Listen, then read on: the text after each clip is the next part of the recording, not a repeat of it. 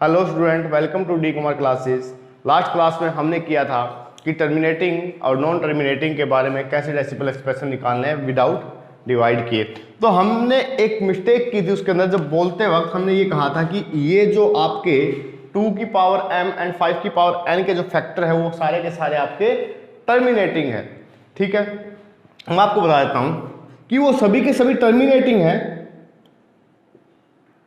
लेकिन जो एक्सप्रेशन ऐसे नहीं है वो क्या है, non terminating repeating decimal expression. और इसमें है क्या ये बताता हूं मैं।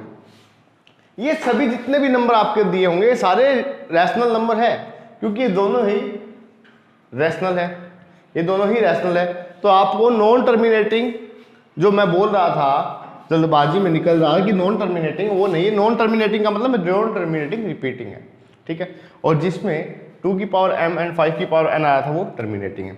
अब लिखते हैं नेक्स्ट क्वेश्चन।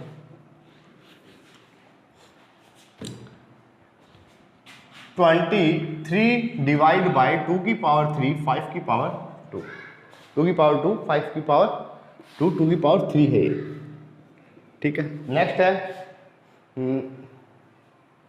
129 अपॉन में 2 की पावर 2 5 की पावर 7 और 7 की पावर 5।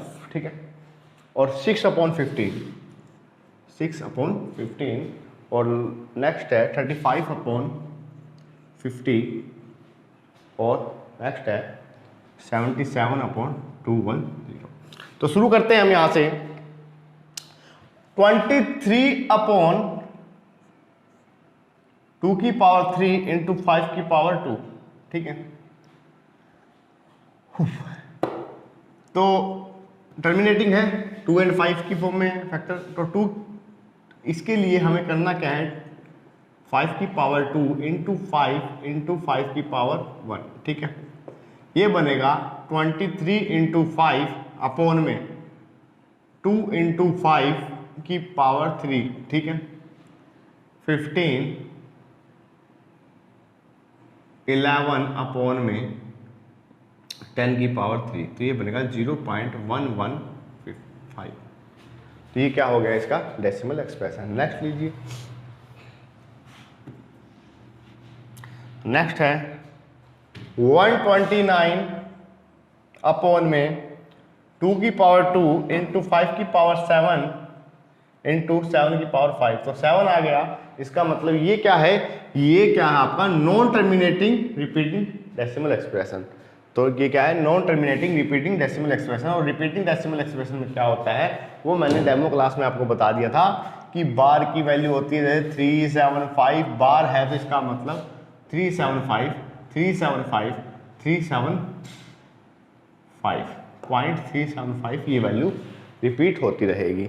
नेक्स्ट आपका 35 अपॉन 50, 35 अपॉन 50 से पहले 6 अपॉन 15, ये क्या होगा 2 पे 5 पे।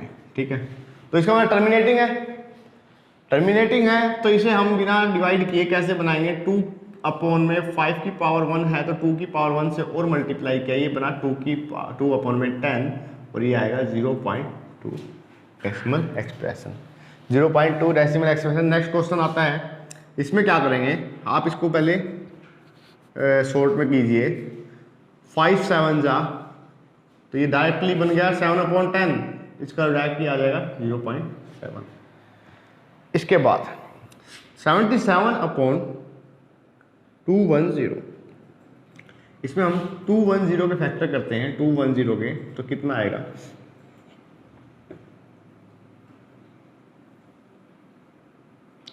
फिर 5 पे,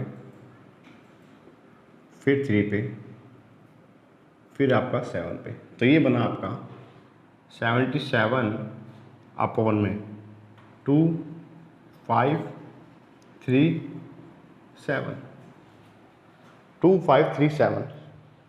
तो इसमें क्या होगा, हमारे पास इसके अलावा ये और आ गया, तो इसका मतलब ये क्या होगा, non terminating repeating, non terminating repeating. ठीक है, तो ये थे हमारे जितने एनसीईआरटी के फर्स्ट क्वेश्चन था उसके पार्ट। उसमें सेकंड जो पार्ट पूछा गया है वो है इनके डेसिमल एक्सप्रेशन। डेसिमल एक्सप्रेशन हमने साथ के साथ निकाल दिए। अब इसका सेकंड जो थर्ड क्वेश्चन है वो देख लेते हैं एनसीईआरटी का। थर्ड क्वेश्चन बोलता है the following real number have decimal expression as given below, in each case decide whether the rational और not. If they are rational and of the form of p by q, you say about the prime factor of q। तो इसका जो first part है वो लिखिए 4.43.123456789। Value fix है, ठीक है। तो इसको मैं लिख सकता हूं 43/100। तो ये क्या होगा 43/10⁹। 43/10⁹ 43/2 × 5⁹9। तो क्या है ये, क्या है ये है आपका टर्मिनेटिंग डेसिमल एक्सप्रेशन। और ये क्या है इसकी, ये जो फॉर्म है वो क्या है p/q की फॉर्म है। तो फर्स्ट पार्ट का जो आंसर है वो है टर्मिनेटिंग, और p/q की फॉर्म में हम कैसे लिखते हैं 43/10⁹ या 190। नेक्स्ट,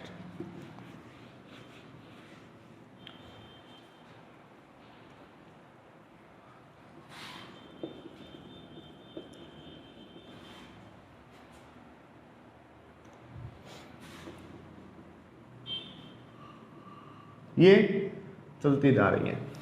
तो इसका मतलब ना तो वैल्यू रिपीट हो रही और ना ही वैल्यू स्टॉप हो रही। तो इसका मतलब क्या है कि ये आपका अगर नॉन स्टॉप चल रहा है तो नॉन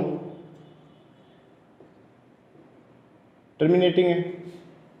नॉन टर्मिनेटिंग है तो एक इरेशनल नंबर है। इरेशनल नंबर को p/q की फॉर्म में हम नहीं लिख सकते। इरेशनल नंबर को हम p/q की फॉर्म में नहीं लिख सकते। तो सेकंड का आंसर जो होगा non terminating, non repeating, non terminating, non repeating.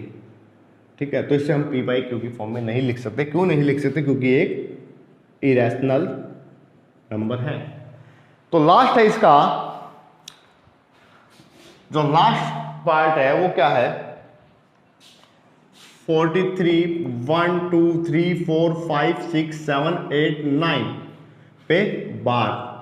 अब बार का मतलब क्या है कि इसके बाद ये वैल्यू लगातार रिपीट हो रही है। इसके बाद ये वैल्यू लगातार रिपीट हो रही है। तो हम क्या करेंगे, अगर आपको याद हो तो हम क्या करते थे, बार हटाने के लिए 3 4 5 6 7 8 9 अपॉन में 1 2 3 4 5 6 7 8 9। तो इसको कैसे लिखते हैं हम कंबाइंड फॉर्म में 43 × 1 2 3 4 5 6 7 8 9 अपॉन में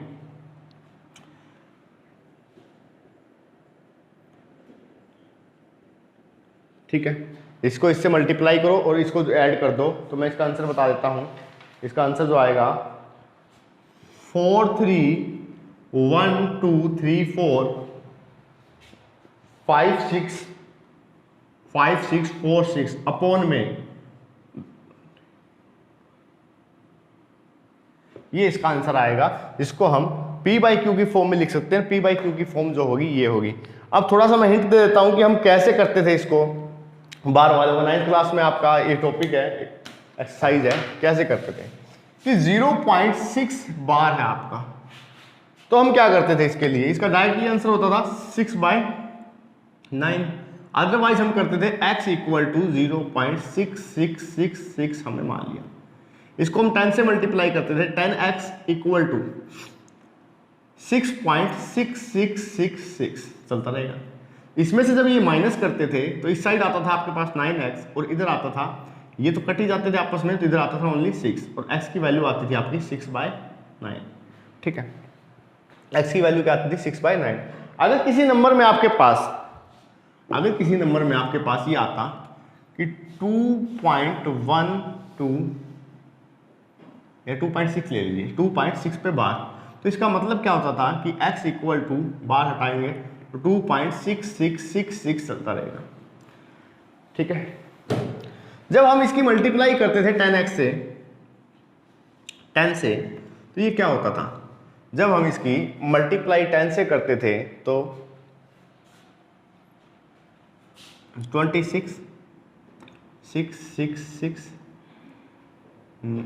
आ जाता था, यही होगा। तो इसमें से जब ये माइनस होता था पॉइंट का, तो ये होता था आपका